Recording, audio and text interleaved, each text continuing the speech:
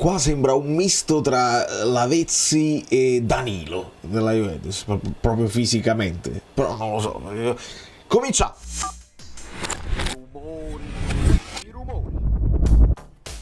Amici bellini, facciamo il punto sul calciomercato, sfioriamo un pochino quelli che benvenuto Giovanni Piacente e a tutti i nuovi iscritti, tantissimi che sono accorsi, Stefano accorsi sul canale, probabilmente per l'analisi su Rafa Marin, che è la novità che abbiamo detto ieri e che si porta dietro un po' più di dettagli oggi, quindi lasciate il like perché il like va per un dettaglio di questa trattativa che mi piace e adesso ne parliamo anche. Tra l'altro domani Spagna-Italia, ce la guardiamo insieme, ho già preparato la live, potete andare a lasciare i like preventivi sulla live che andrà in onda domani, già adesso a fine. Ma parliamo di Hummels, perché?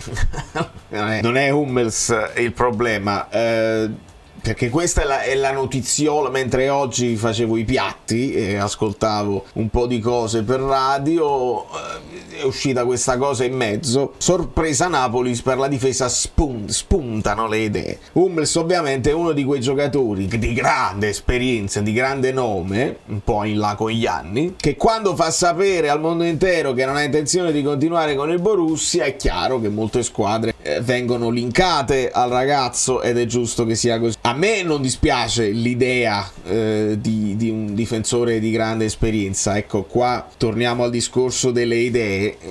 Sarebbe una cosa nuova per il Napoli. Dobbiamo capire se effettivamente Conte sta influenzando questo mercato o sono le solite idee che vengono più ai giornalisti e non alle squadre. Questo lo dobbiamo capire strada facendo. Però sì, è chiaro che si porta dietro il discorso che lo prendi, lo paghi e non lo rivendi. Questo però è un discorso che può essere fatto anche per i vari Lukaku che vengono accostati al Napoli. E però come idea, l'idea di avere uno che ne ha viste di partite anche importanti, esperienza internazionale da vendere, da affiancare a gente che deve crescere come Marin, non mi dispiace come concetto. Poi dobbiamo capire nello specifico se è una cosa che si può fare o meno. Ma Hummels, che da considerare centrale a tutti gli effetti, gli dai le chiavi, se sta bene fisicamente gli dai le chiavi, che fa? Toglie da mezzo buongiorno? Questa è la domanda che vi faccio, perché ascoltando in radio, domanda fatta a credo fosse Maurizio Compagnoni o era Trevisato,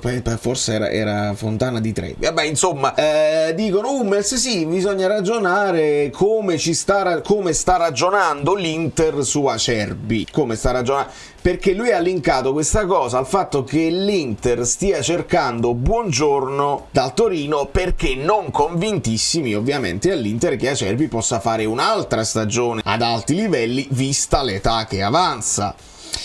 E qua io con gli amici abbonati mi sono permesso di fare una battutina, perché se adesso l'Inter si fionda di nuovo con Cairo a parlare di un difensore, viene immediatamente in mente l'operazione Bremer che doveva andare a compimento e non si fece, e quindi io l'ho fatto una battuta dei malpensanti, ho detto vabbè, questo sicuramente il Torino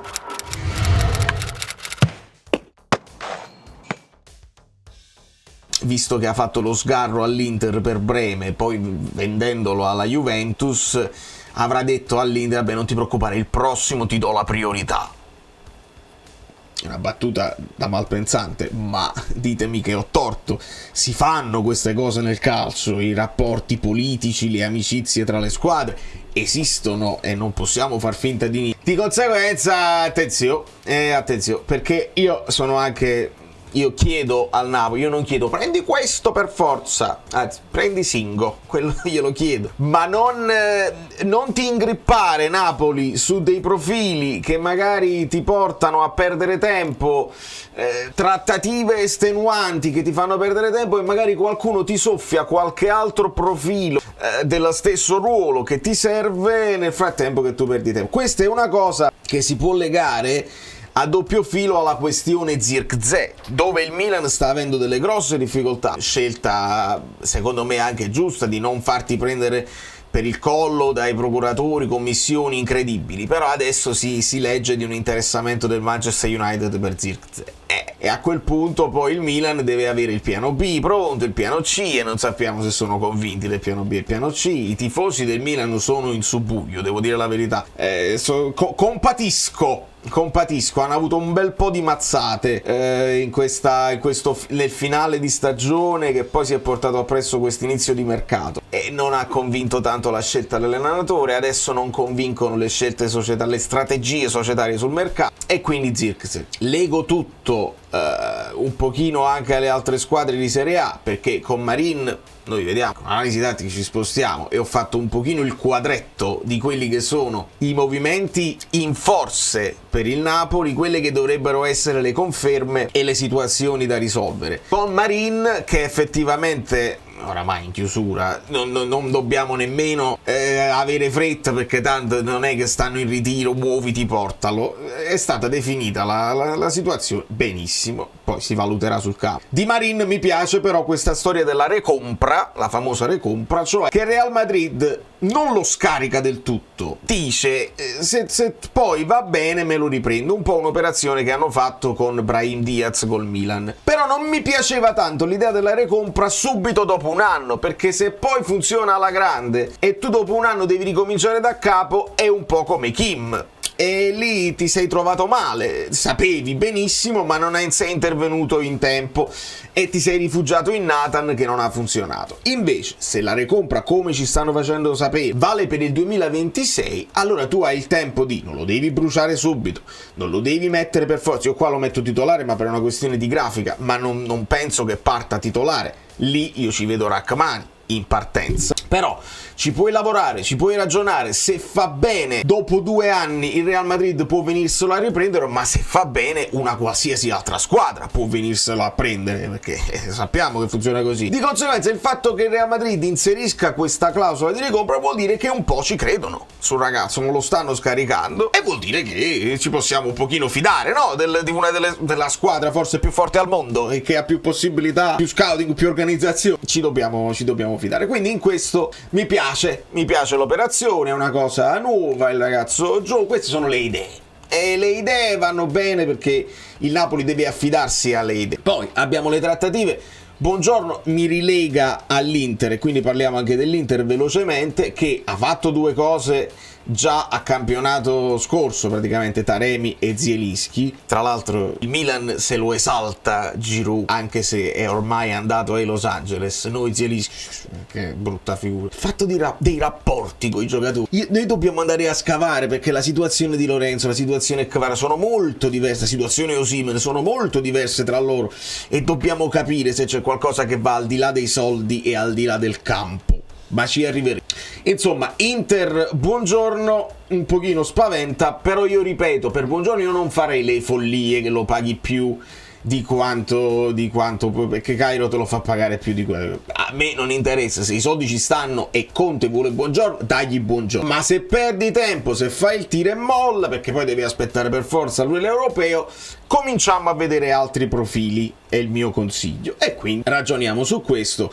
Qualcuno fa altri nomi, però l'Inter potrebbe piano piano, visto che non hanno fretta, che la squadra è ben impostata, e possono ragionare sul portiere, possono ragionare sullo svecchiare. E poi per quanto riguarda Hermoso, Marin non dovrebbe far cadere le trattative né di Buongiorno né di Hermoso, che sono profili completamente diversi. Adesso leggevo, ecco, salto un po' di palo in frasca, leggevo di Boscagli, Olivier Boscagli, difensore centrocampista monegasco, classe 97, contratto, quindi però vedi lo legano non solo Hermoso sul taccuino di Man, e subito i commenti, ok, è saltato Hermoso. Cerchiamo di capire. Hermoso è uno di quelli che secondo me, non avendo contratto, essendo a parametro zero, era lui che potevi chiudere subito se non c'erano problemi probabilmente di ingaggio, di commissioni, che bisogna capire. Ma quello era uno di quei colpi che lo metti e fa stare tranquillo me, fa stare tranquillo Conte, esperienza, insomma l'età giusta per essere maturo. Là mi dispiace se sa. Questi sono i nuovi novi, tra l'altro si fanno pochi nomi a centrocampo, perché partiamo dal presupposto che Lobotka non avrà offerte, non è anche lui in bilico. Ci fa sapere Lobotka che Conte ha chiamato, ci fa sapere Raspadori che Conte ha chiamato, ci fa sapere Kvara che vuole stare concentrato sull'europeo, ci fa sapere Di Lorenzo che vogliono stare concentrati sull'europeo.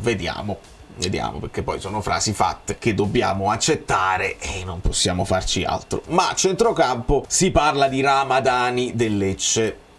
Già qua ci sono i nomi che esaltano, come Thuram, come Guerra, come tutta una serie di cose. Ci sono nomi che esaltano un po' di meno, che però il Napoli non è che mo arriva Conte e improvvisamente è fugace, no. Il Napoli deve mantenere comunque una linea logica e sostenibile, e quindi alcuni nomi, per esempio quello di Cambiaghi, per esempio quello di Ramadani, è più nella logica, Non è detto che si fa, non è detto, può essere sono nomi che buttati in pasto, perché avete visto il nome di Marinesce e in pochi giorni è praticamente chiuso, mentre i nomi che si fanno troppo a lungo poi alla fine alle volte vengono meno. Insomma, situazione da risolvere Di Lorenzo, gravissima, perché non è solamente uno che vuole cambiare aria, è uno che è capitano e che aveva rinnovato da poco e che tiene anche un'età e che non ha un mercato che tu dici ok, come stiamo dicendo, Osimhen 100, 120, se arrivano 80, Kvara 60, l'offerta era 60 più 20. Di Lorenzo non arrivano queste cifre, a Di Lorenzo ci offrono probabilmente un 15, il Napoli lotta per avere 25 e si può chiudere a 18-19 milioni, e penso che siamo nella logica, però ci deve spiegare il perché, così noi capiamo cosa è successo e cerchiamo di non farlo succedere più. Rapporti tra i procuratori, rapporti società-giocatori, rapporti con i capitani, così evitiamo di farlo succedere di nuovo, perché qualche cosa c'è sotto e non è semplicemente tu lo sai quando accetti un contratto a vita con il Napoli a cosa ti abbracci. Di Lorenzo ci conosce benissimo, quindi dobbiamo andare a capire se ci sono solo velleità di cambiare aria, velleità di vincere. Di Lorenzo ha pensato io qua non vinco più, voglio vincere un altro po'. Può essere che sia una cosa legittima. E il nome di Wanderson l'ho messo perché è uno di quelli che è stato fatto con più insistenza per la fascia destra. Consideriamo che Anghissà decide di abbracciarsi, cioè che Conte si abbraccia alla croce Anghissà e lo fa performare, e non lo mettiamo in discussione. Anghissà ha detto in nazionale vogliono che io giochi bene come col Napoli, abbia le stesse prestazioni, ma non è facile. Non pensare che tu abbia fatto una grande stagione, perché altrimenti non ci siamo. E questo mi fa riflettere su una cosa: secondo me Anghissà è uno di quelli che legge poco i social.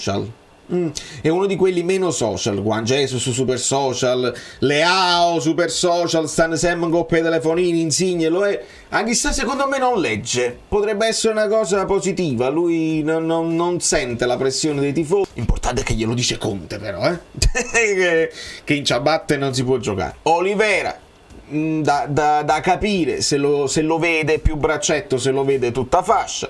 Lì bisogna ragionare. Da risolvere la situazione Kvara, che mi inquieta tantissimo, perché ripeto, la situazione Kvara potrebbe non essere di soldi, potrebbe essere di prospettiva, e lì bisogna capire, perché De Laurentiis ci ha fatto sapere io gli ho offerto il contratto, ma loro mi hanno detto no, ci vediamo a fine stagione. Bisogna capire che contratto gli hai offerto, lo dovevi convincere in un certo modo prima dello scatafascio. Io per questo ho detto prima addirittura dell'arrivo di Garcia, ti metti là e fai, perché li hai fatti altri rinnovi, perché con lui no?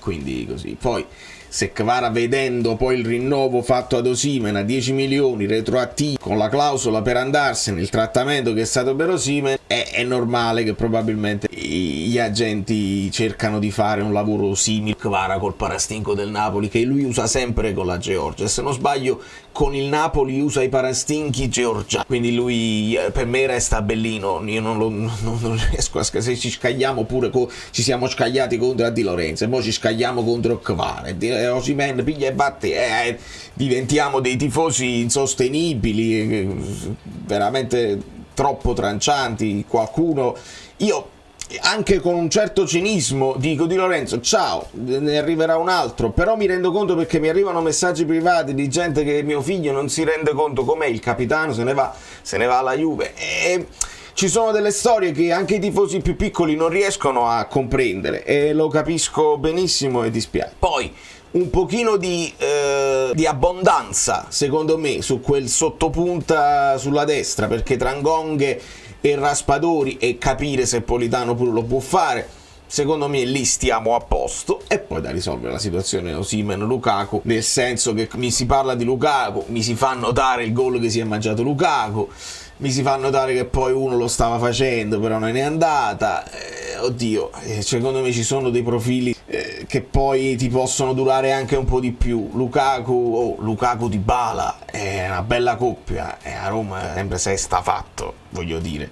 Quindi secondo me ci possono essere dei profili un po' più freschi, un po' più scoppiettanti. C'è una cosa di Lukaku che io non sopporto, e questo non lo sopportavo nemmeno quando lui era in grandissima forma e meritava tutti i palloni. Anche un giocatore, un suo compagno, da solo davanti al portiere, Lukaku fa sempre dammela e non me l'hai data. Ha sempre fatto così, si è sempre lamentato tantissimo con i compagni, e mi fanno sapere, insomma, da ambienti interisti, che Lukaku è un po' così, si deve sentire la prima donna della situazione. Conte lo potrebbe coccolare, lo potrebbe portare in forma, però io mi riverserei su altri profili. Vi ho fatto quello di Gimenez, che è quello che anche come età, come prospettive, mi convince di più.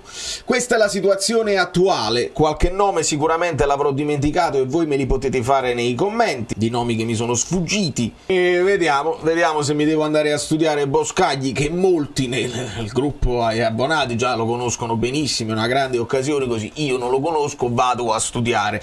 È così che si deve fare l'informazione, non è che vi dico gran colpo perché qualcuno lo dice, no, me lo vado a studiare e poi riporto, perché non posso parlare per bocca degli altri. Da New York, Valerio Fluido è tutto. Lasciate like finale a questo video e vi trasportate sul pre-live che è già pronto per la live di domani, così guardiamo un po' l'Italia, ma è uno sfizio per parlare, poi alla fine lo so che parleremo delle cose nostre, non vi preoccupate, vai.